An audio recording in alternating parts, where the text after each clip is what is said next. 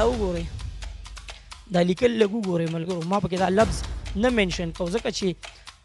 ما ته چا څه الفاظ راوړه خو ما ویل یاره زموږ د ثمرباغ پښتانه وروڼه به پې خفه شي دا د دې مقصد دپاره نه ده جوړه کړې دا چې کوم زما په لاس کې دی چې زمونږ نه مخکې شي او دغه ځای مونږ ته دې نه حواله کوي د قرآن شریف ته دې حواله کړي او چې څوک خدمت کوي هغه دې مشرۍ ته رامخکې شي او که دغه ځای وشي نو د دې کلام دپاره به ډېر یو مناسب ځای زما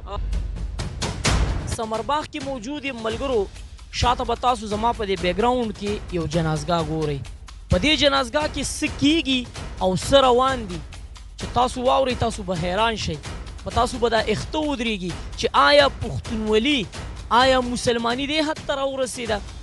آیا هغه ځای جنازګاه کوم ځای ته ویلی کېږي چې د مرده اخري دیدار پکې کېږي جنازګاه کوم ځای ته ویلی کېږي جنازګاه هغه ځای ته ویلی کېږي چې چېرته موږ ودرېږو الله جل شانهو ته او د هغه مرده دپاره دعا غواړو د مغفرت دعا غواړو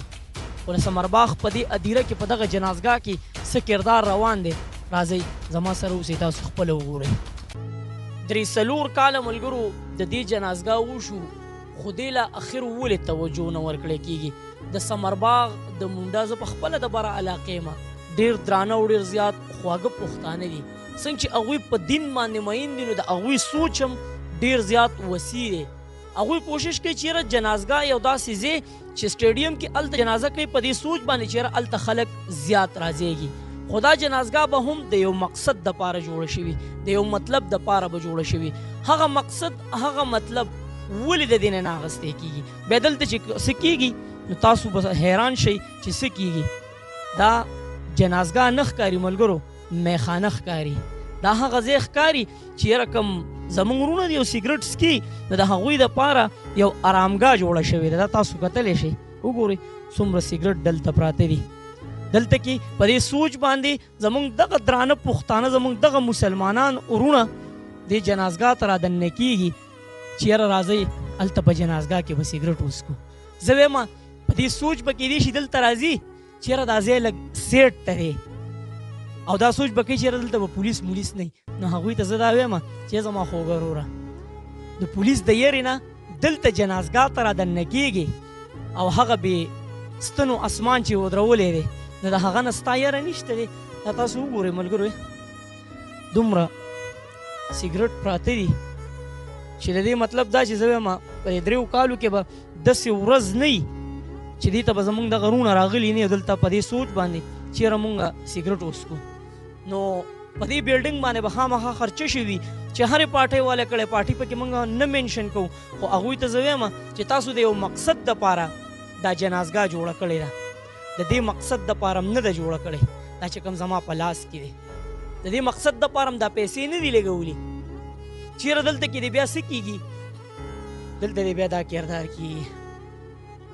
زما هغه مسلمانانو وروڼو ته عاجزانه ریکویسټ دی چې زه تاله یو وړوکی غوندې مثال در کوم کوم سړی چې دلته راځي او دلته سګرټ څکي هغه له زه وړوکی مثال ورکوم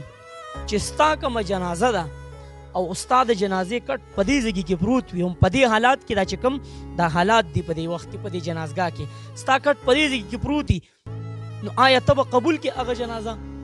چېرې زما جنازه دې په داسې ځای کې وشي ستا زړه د به راشي چېرې زما چې کوم الله پاک ته زما دپاره خلک ودرېږي د هغوی دعا به قبوله شي ځکه دا خو بېلمازه شو دا خو مانځي نه دی دا خو بېلمازه شو نو زه درته عاجزانه ریکویسټ کوم دا وګورئ د غواګانو چې کوم غوشان دي هغه پکې هم پراته دي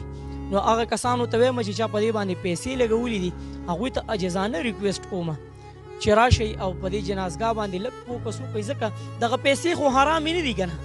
دا خو به حلالې دا وګورئ دا لیکل لږ وګورئ ملګرو ما پکې دا لفظ نه منشن کوم ځکه چې ما ته چا څه الفاظ راوړه خو ما ویل یاره زموږ د ثمرباغ پښتانه وروڼه به پې خفه شي دا لیکل ورته راواله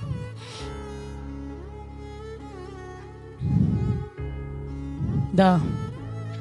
څه به ووایو بس الله دې په موږ باندې خپل رحم او فضل وکړي ګینې د رحم قابل نه یو والله چې زه وایم پته نشته خو دا درته یو خبره په دې ځای کې منشن کوم چې دلته کې یو خدمت روان دی زه وایم کېدی شي چې الله جل شانه د هغې خدمت د وجې په دې ځای باندې رحم کړی یعنې چې دلته دا کوم کردار کیږي نو آیا موږ د رحم قابل یو؟ هغه خدمت د څه خدمت دی هغه هم درته ښیم. بیا دا بلډینګ جوړ شوی هغه کسانو ته زه عاجزانه ریکویسټ کوم، زه کوشش کوم چې د سعید بھائی سره پکې خبرې وکړم چېرې دا بلډینګ جوړ شوی په دې دومره خواري شوې ده نو زه یم که دوی ته که چېرې جنازه دلته نه کېږي که نه جنازګاه ته دا ځای نه وقف کېږي نو زه یم هغه خدمت ته دې وقف شي.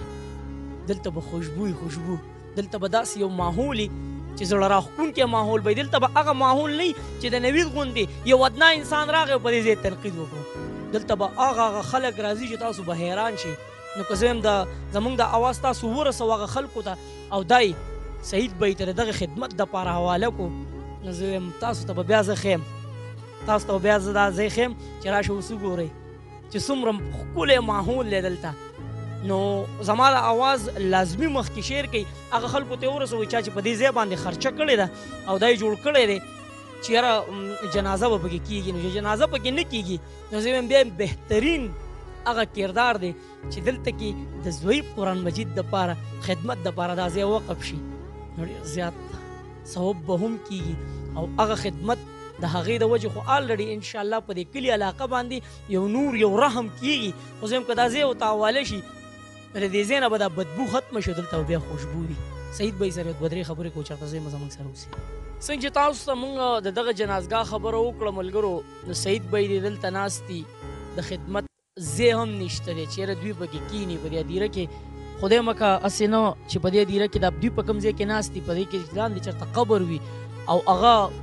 اوار شوی او دوی پې د پاسه ناست وي نو دا ثواب نه عذاب جوړ نه شي. سعید بھائی د ناستې ځای هم نشته دی دغه چې کومه جنازګاه ده نو په هغې کې مونږ وکړه چې سګرټ پراته دي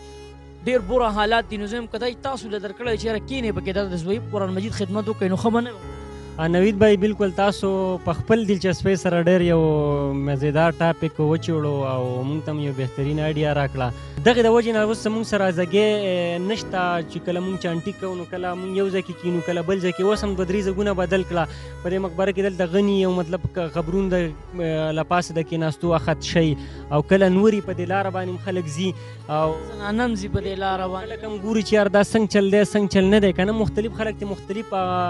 مطلبونه اخلي او چونکې تاسو په دې مقبره کې دا ځناور هم کتلی شئ نو د دې د وجې نه په دې ځایونو کې اکثر هغه څښاوالي هم پراته نو که تاسو دا خبره وکړه چې یاره که دا ځګی تاسو ته میلاو شي نو زه خو نه وایم تاسو میلمه یې تاسو د خلکو نه دغه مطالبه وکړه نو که ستاسو په خوله باندې دغه ځګی میلاو شي نو د علاقې او خاص کر د کلام پاک ته به ډېر یو بهترین مقام میلاو شي. دا کار به نور هم په تیزۍ سره او ډېر هم په احسن طریقې سره او ډېر په ادب او احترام طریقې سره به دغه کار دلته سره انجام کیږي او چونکې د جنازې دپاره اوس زموږ سره په ثمرباغ په ایریا باندې سټیډیم یو مناسب ځګی دی چې هغې ته اکسس په اسانه باندې کیږي او دا ځګی ډېر زیات ورکوټی دی. زموږ د علاقې خلک په جنازو کې شرکت خپل یو سعادت ګڼي نو په دې ځای کې زموږ د ثمرباغ عوام نه راځي هغه یو ورکوټی یو غریب یا یو ماشوم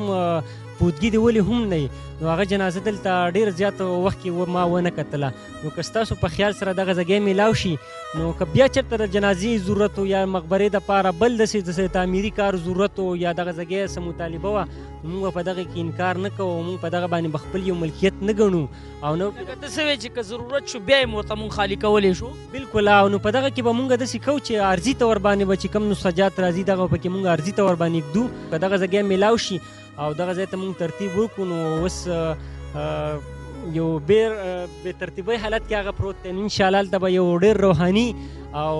یو ډېر دیني ماحول به هلته جوړ شي نو که په دې کې زموږ سره څومره خلک مرسته وکړي خاص کر موږ د مشرانو نه کوم سیاسي مشران دي او کوم زموږ دیني مشران دي د هغوی نه موږ د دې ویډیو په ذریعه باندې مطالبه کوو چې یاره زموږ سره ودرېږي موږ له خود نه خبرې چل راځي او نه د دغه ځګي د وصول هغه طریقه راځي نو چې زموږ نه مخکې شي او دغه ځګی موږ ته دې نه حواله کوي د قرآن شریف ته دې حواله کوي او چې څوک خدمت کوي هغه دې مشرۍ ته رامخکې شي او که دغه ځګی وشي نو د دې کلام دپاره به ډېر یو مناسب ځګی زما دوه خبرې دي ملګرو په دغه جنازګاه کې یو طرف ته سګرټ دی بل طرف ته زوی قرآن مجید بس اوس تاسو فیصله وکړئ سیاست هر څه یو طرف ته کوي که غواړئ چې د دغه سګرټو د فلټرو په ځای دي د زویب قرآن مجید دغه لفظونو ته احترام ورکړی شي نو په دې باندې لږ فوکس وکړئ راغونډ شئ میټینګ پې